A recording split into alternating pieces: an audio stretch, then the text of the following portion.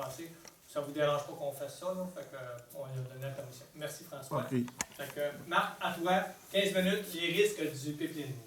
Oui, déjà vous signalez comme piste d'action, c'est justement de se présenter au conseil municipal. Comme on l'a fait en juillet 2013, il faut qu'il y ait des présences continues. Il ne faut pas nécessairement que ce soit toujours les mêmes personnes qui se présentent au conseil municipal. Sinon, il est facile de développer peut-être des antagonismes ou des inimitiés. Et c'est vraiment pas ce que les citoyens désirent.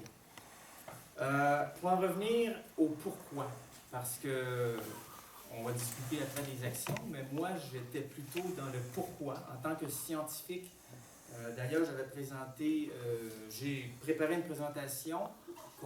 Ce serait probablement mieux qu'elle soit sur diapositive, mais moi, j'en ai 2 copies ici, que je vais laisser à ces dames ici un peu au hasard. J'ai une autre copie.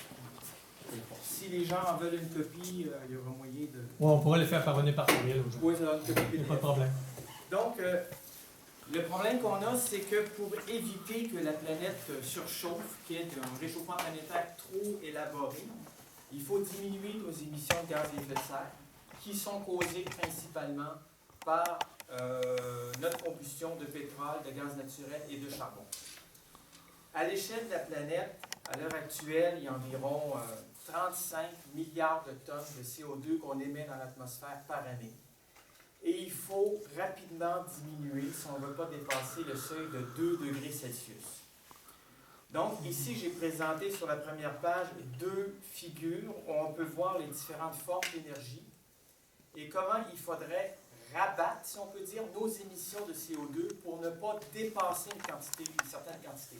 Parce que si on en émet trop dans l'atmosphère va contenir trop de CO2 et ça va justement réchauffer la planète à un niveau qu'on ne voudrait pas dépasser. Donc, ici, j'ai présenté un article de Peters en 2015 où on peut voir que il va falloir qu'on remplace les énergies fossiles par des énergies renouvelables et déjà vers 2050, réduire d'au moins 80% nos émissions. Ça veut dire qu'il ne faut plus continuer à augmenter. Ça veut dire qu'il faut arrêter d'augmenter, stabiliser et rapidement réduire. Donc, c'est toute notre société qui va être chamboulée par cette transition énergétique-là. Il le faut. On ne peut pas faire autrement. Et ça va se faire à l'intérieur de quelques décennies. On ne peut pas attendre en 2100 ou même en 2050. Il va être trop tard. La plupart des scientifiques disent qu'à l'heure actuelle, on en a pour 15 ans de consommation à ce rythme-ci. Après, on a pété notre budget.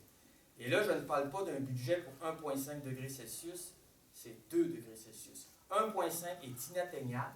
Si vous connaissez des gens autour de vous qui vous parlent d'une cible de 1,5 degrés, dites-leur qu'ils ne connaissent pas le dossier. Tous les scientifiques s'entendent pour dire que c'est inatteignable.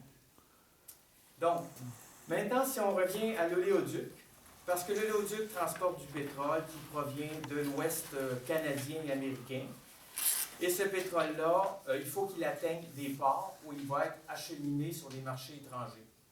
Donc, il y a des projets pour aller vers l'ouest, des projets vers le sud. Ces projets-là ont été arrêtés, stoppés, ils ont des problèmes, ça ne décolle pas de ce côté-là. Et là, ils ont dit, allons-y vers l'est. Dès 2012, ils avaient un projet qu'ils ont appelé justement Énergie Est pour transiter le pétrole de l'ouest américain vers la côte atlantique. Et c'est le projet qui nous concerne parce que, évidemment, ils ont essayé d'utiliser des routes existantes, à savoir le gazoduc en Ontario et aussi le gazoduc au Québec. Mais étant donné que le gazoduc est déjà utilisé à pleine capacité, ils se sont dit, on va prendre l'emprise de ce gazoduc-là et on va passer l'oléoduc à côté.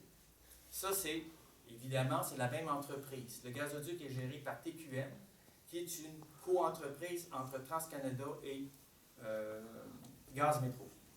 Donc, à Trois-Rivières est arrivé un petit problème, c'est que le gazoduc TQM passe quand même très près de Pointe-du-Lac, passe près de la 40, là où la 40 aurait dû traverser la rivière Saint-Maurice, et avec les décennies, ça s'élotit beaucoup, il y a des parcs industriels, il y a des développements à venir, et là ils se sont dit, oh, on ne peut plus passer là, il va falloir contourner la ville pratiquement, parce qu'il y a des zones humides. Si vous avez regardé du côté de l'aéroport, à Pointe-du-Lac, ou même la même chose du côté de Cap-de-la-Madeleine, il faut aller vraiment sur le contour de la ville, aller vers Saint-Étienne-des-Grès, Notre-Dame-du-Mont-Carmel, pour essayer d'éviter les zones humides. Donc, c'est ce que j'ai expliqué un peu plus loin. Mais auparavant, je voulais juste vous signaler que la longueur de l'oléoduc à Trois-Rivières, selon TransCanada, ils nous disent que c'est entre 13 et 14 km. Ça, c'est la page 2. Et en fait, quand on regarde le kilométrage à l'entrée de la ville et à la sortie de la ville, c'est plutôt 37 km. Donc, l'oléoduc ceinture vraiment la ville de Trois-Rivières et sur environ 37 km. Et quand on fait le rapport entre la longueur totale de l'oléoduc au Québec, qui est de 648 km, et ce 37 km, on voit très bien qu'on a une chance sur 18 que s'il y a une fuite au Québec, que ce soit Trois-Rivières. Évidemment, toutes choses étant égales partout. Mais c'est juste pour vous donner une idée. Et d'ailleurs, cette idée-là a été reprise par le consultant Harvey, qui a déposé un rapport à la Ville de Trois-Rivières, à la demande de la Ville de Trois-Rivières. Et dans ce rapport-là qu'on a obtenu dernièrement, le 30 mars, il y a un tableau où l'on peut voir la probabilité d'un déversement le long de la conduite, autour des vannes ou à la station de pompage, qui va être située à la sortie 210 de l'autoroute 40. Et lui, ce qu'il obtient, c'est qu'il y a une probabilité qu'il y ait un déversement sur le territoire de la ville à tous les 14 ans. C'est une moyenne, c'est sûr que c'est un estimé, mais ça donne quand même une bonne idée. C'est-à-dire que si l'oléoduc est là pour des décennies, il est probable qu'il y ait un déversement sur le territoire de la ville de Trois-Rivières, et il faudrait espérer que ce soit un petit déversement de moindre ampleur, ou en tout cas qu'il ne soit pas dans une zone critique. Et là, j'arrive justement aux zones critiques à la page 4. Les zones critiques, c'est à la fois les zones humides, mais c'est aussi les zones où il y a de la captation d'eau municipale. La ville de Trois-Rivières compte au moins 50 puits de captation. Il y en a dans le secteur de Pointe-du-Lac, il y en a aussi dans le secteur de Cap-de-la-Madeleine. Mais comme on le voit sur les figures que je ne peux pas vous présenter, c'est qu'à une certaine distance, à peu près à 1 ou 2 km de ces pointes-là, où on va chercher l'eau, l'oléoduc passe, mais il passe en amont. C'est-à-dire que s'il y a un déversement, le panache de pétrole va se rapprocher des stations où on retire l'eau, où on soutire l'eau. Et il faut aussi remarquer que là où on soutire l'eau, il y a comme une surface, un air, où l'aquifère, la nappe aquifère, va nourrir, si on peut dire, le puits d'eau potable. Donc, il y a une surface à protéger sur le territoire, et en général, c'est de plusieurs centaines de mètres, sinon de kilomètres. Donc, j'ai présenté 3 figures où on peut voir les zones les plus critiques. Et après, je donne un tableau où, selon toujours les consultants Harvey et Écogestion, ils se disent, oui, mais Trois-Rivières, c'est assez particulier. C'est que leur sol, c'est un paléodelta, c'est un delta ancien, où c'est du sable, et puis c'est très, très poreux. C'est à savoir que s'il y a un déversement là-dessus, ça tombe, il n'y a pas de couche d'argile, de protection, etc. Ça tombe à plusieurs mètres et sur plusieurs centaines de mètres, ça va aller vite. La conductivité, comme on appelle le terme, conductivité hydraulique est très grande. Et il y a un indice que la plupart des hydrogéologues essaient de déterminer, on appelle ça l'indice drastique, c'est l'indice de vulnérabilité. Est-ce qu'il y a un déversement en surface? Est-ce que ça va affecter la nappe phréatique facilement ou non? Et à Trois-Rivières, on est au Québec, parmi pratiquement tout le Québec, l'endroit où on a l'indice drastique le plus élevé, donc l'indice de vulnérabilité le plus élevé. Donc lui, il a estimé dans son tableau qu'il pourrait avoir une conductivité de l'ordre de 40 mètres par jour. Donc, c'est sûr que s'il y a un déversement en surface, on peut toujours le voir, mais quand on ne le voit pas, il peut se passer beaucoup de jours. Et c'est le panache de contamination peut être assez peut prendre beaucoup d'espace. Donc, lui, il estime que s'il y avait un déversement de 50 barils, il pourrait avoir un panache qui s'étendrait sur 2 km. Donc, c'est pour ça que les puits de captation de la ville de Trois-Rivières sont à risque. Il y a la situation aussi de la rivière Saint-Maurice, parce qu'évidemment, l'oléoduc traverse la rivière Saint-Maurice à environ 6 km, si je ne me trompe pas, de la prise d'eau potable qui est à l'usine de filtration,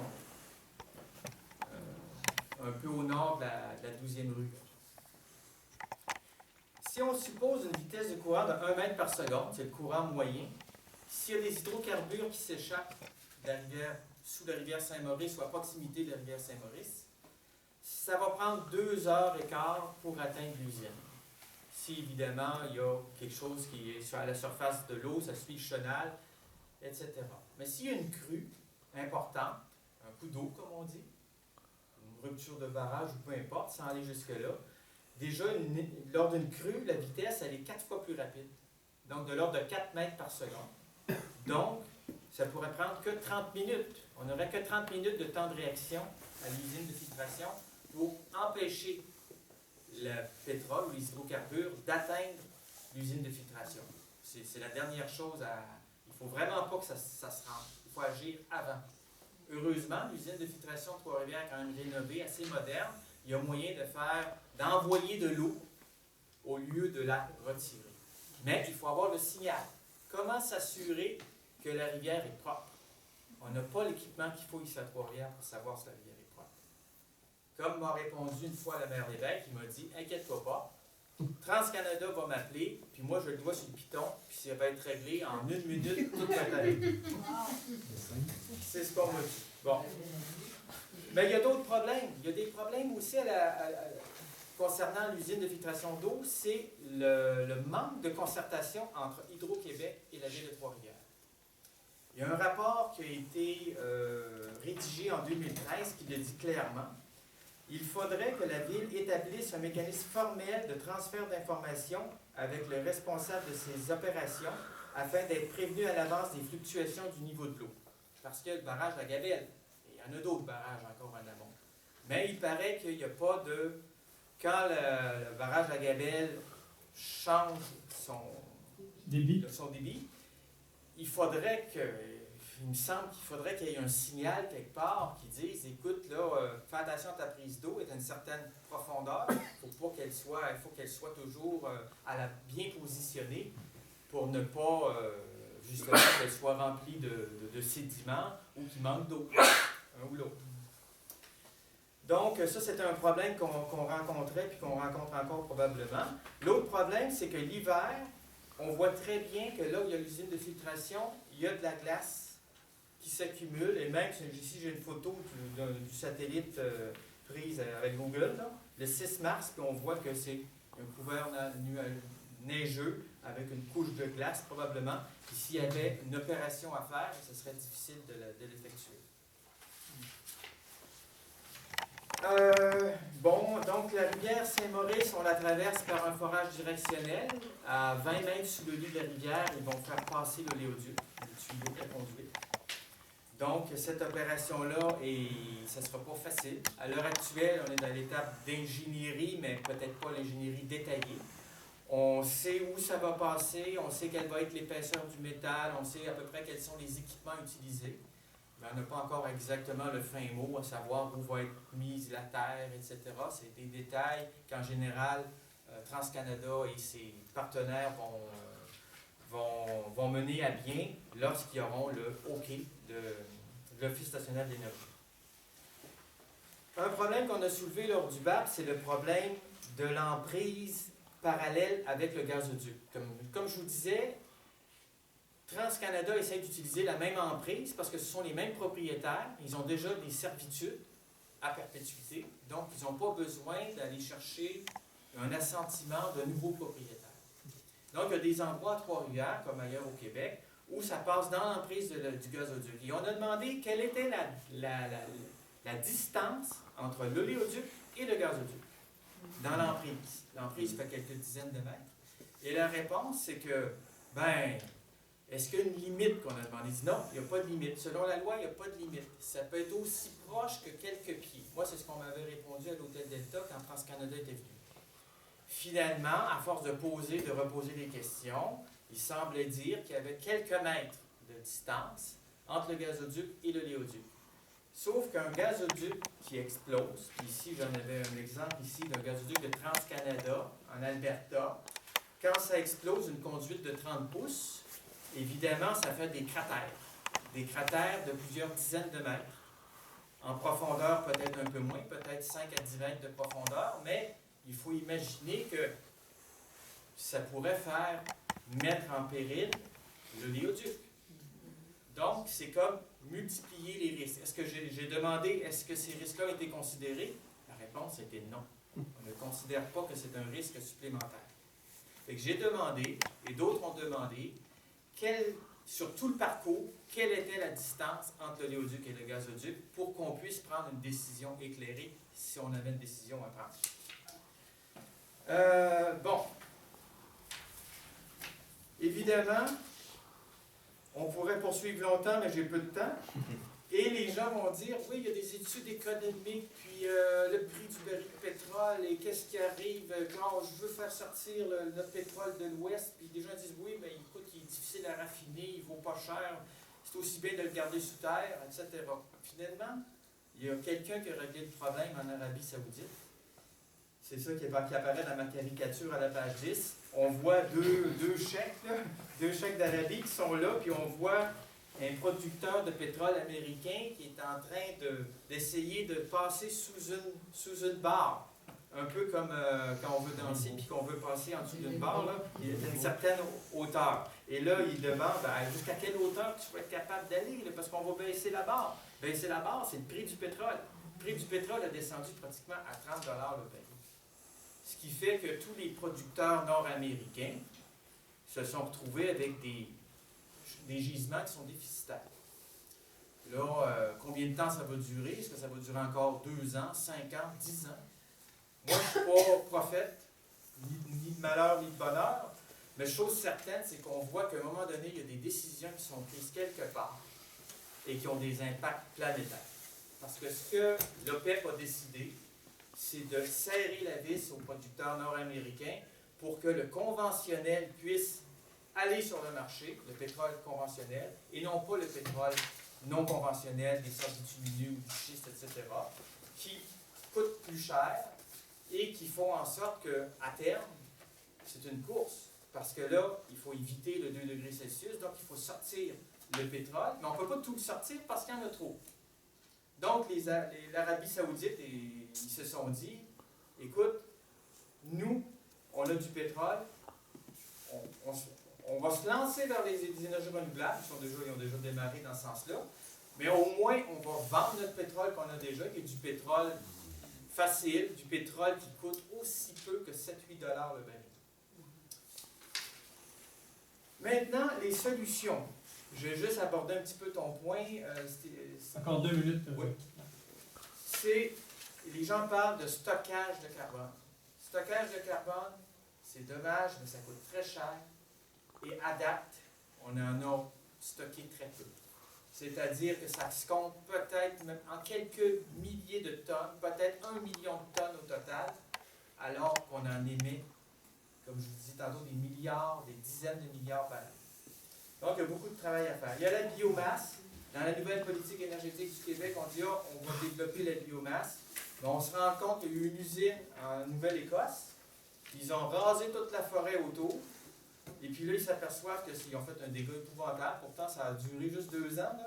Mais c'est illusoire de croire qu'on peut se chauffer, qu'on peut avoir comme source d'énergie la biomasse, parce que ça prend trop d'espace.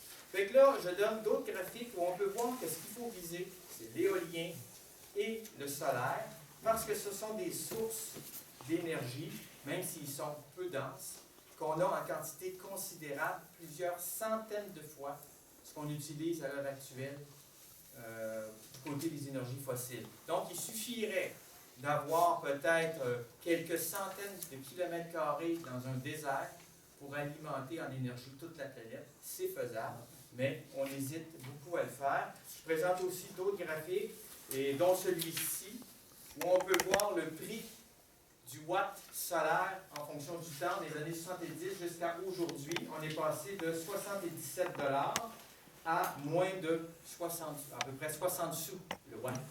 Donc, on peut voir, et en 1931, Thomas Edison, qu'est-ce qu'il disait? Nous devrions utiliser les sources inépuisables d'énergie que fournit la nature, le soleil, le vent, les marées. J'investirais mon argent dans le soleil et l'énergie solaire. Quelle source d'énergie? J'espère que nous ne tenterons pas d'être à court de charbon et de pétrole pour nous y intéresser. Thomas Edison en 1931. On est un petit peu en retard ici au Québec. Fait que je vous laisse là-dessus en vous spécifiant quand même que l'énergie la moins chère, même si on voit que l'éolien et le solaire concurrencent les énergies comme le gaz naturel et le pétrole et le charbon, c'est quand même la moins chère, c'est l'efficacité d'énergie. On peut voir que ça peut être aussi peu que 2 sous le kilowattheure. Donc, je vous laisse là-dessus, puis je laisse la parole à Steven.